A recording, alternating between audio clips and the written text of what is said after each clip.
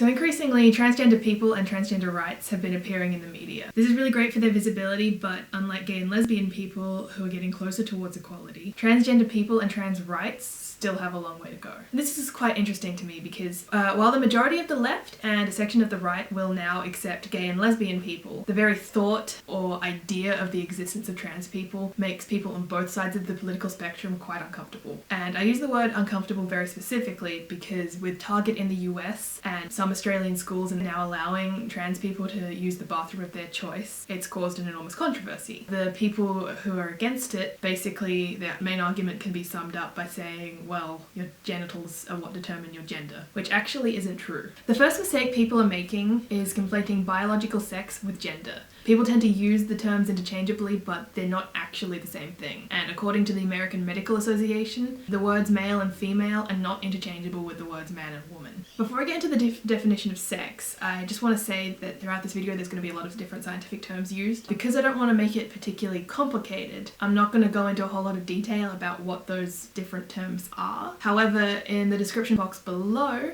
I have links to all my sources where you can do some further reading. According to the American Medical Association, sex refers to the biological differences between males and females. This means that while your genitals play a role in what your sex is, it's not actually what determines it. Your sex is determined by your chromosomes. Humans have 46 chromosomes separated into pairs, and on your sex chromosomes, females have XX and males have XY. However, for some people it's a little bit more complicated than that, as you can be born with one sex chromosome. In this case, you can only have X. And you're referred to as a monosomy. You can also be born with 3 or more sex chromosomes, XXX, XXY or XYY, and in this case you would be referred to as a trisomy or a polysomy. You can be born genetically male with an X and a Y chromosome, however your body can be insensitive to androgens and that gives you a female body.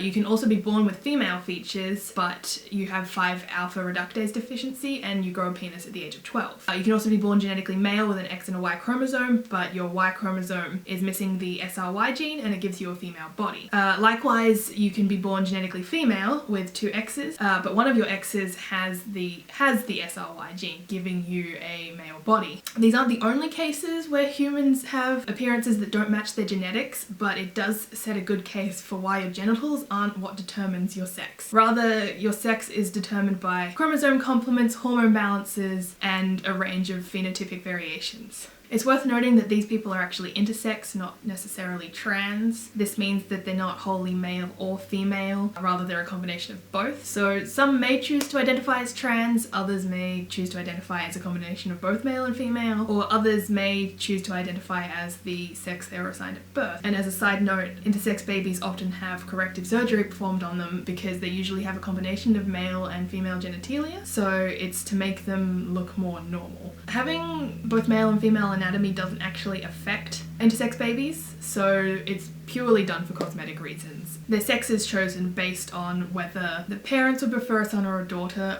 or one set of genitalia is more prominent, they go with that one. Before I get into the definition of gender, I just want to point something out. People tend to assume that when you're defining gender, it's something that is ideologically based rather than something that is scientifically based, and then they tend to dismiss it based on that. But in reality, gender is scientific and it does have a scientific definition. The American Medical Association states that gender refers to the continuum of complex psychosocial self-perceptions, attitudes and expectations people have about members of both sexes. To put this in simpler terms, it means that gender refers to the socially constructed roles, behaviours, attributes and activities that a given society believes is appropriate for men and appropriate for women. You can tell if something is socially constructed because it won't be true across all societies. An example of this is that for babies in particular, pink is for girls and blue is for boys. There is nothing inherently male or female about either of these colours, but people will still be confused if you choose to dress your baby boy up in pink and your baby girl up in blue. In fact, it used to be the opposite. Blue was for girls because it was considered delicate and dainty, while pink was for boys because it was considered decided and strong. Trans people often experience what is referred to as gender dysphoria and is defined by the American Psychiatric Association as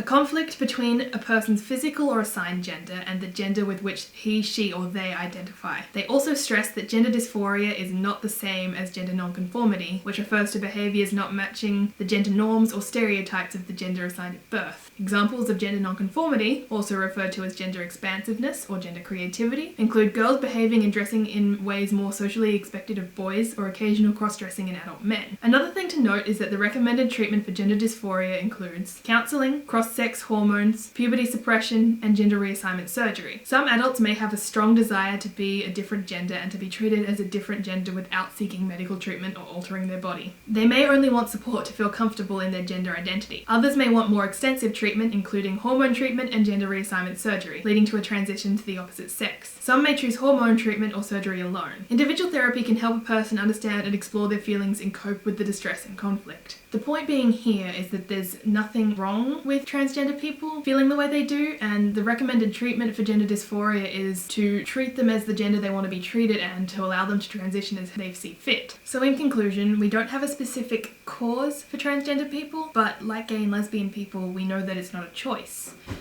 Your brain is literally and figuratively your biggest sex organ. They also express genes in patterns that differ between males and females, and the factors that regulate these regions of the brain do so not only during puberty but also very early on in our development. And while we may not fully understand all of these early actions, we do know that they are key to sex-specific behaviour, sexual preference, and just as likely gender identity. Thanks for watching. If you liked this video, please give it a thumbs up and hit that subscribe button. At the time of making of this video, I don't actually have any more content to show you, but I do intend making more similar to this.